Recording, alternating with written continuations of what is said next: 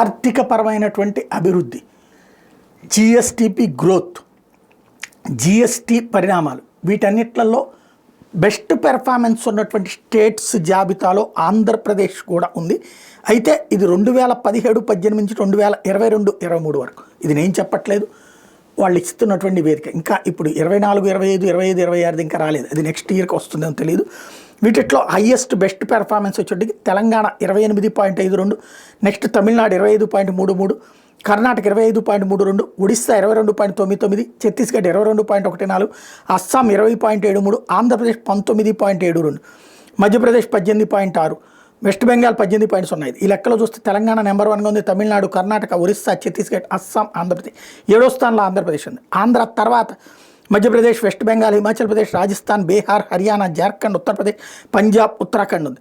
అడుగు నుంచి చెప్పాలంటే ఉత్తరాఖండ్, పంజాబ్ లాంటివి ఉన్నటువంటిది, ఆ ముందుకి ఉత్తరప్రదేశ్ ఉన్నటువంటి పరిస్థితి.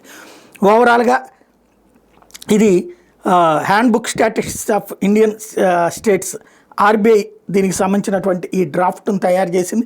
ఓవరాల్గా అయితే ఆంధ్రప్రదేశ్ కూడా ఆ స్థితిలో ఉంది. అయితే ఈ మధ్య కాలంలో కొంత జిఎస్టీపీలో గ్రోత్ తగ్గింది, జిఎస్టీలో బాగా గ్రోత్ తగ్గింది. కాబట్టి ఏం చేస్తారు ఇక పైన అనేది చూడాల్సి ఉంది.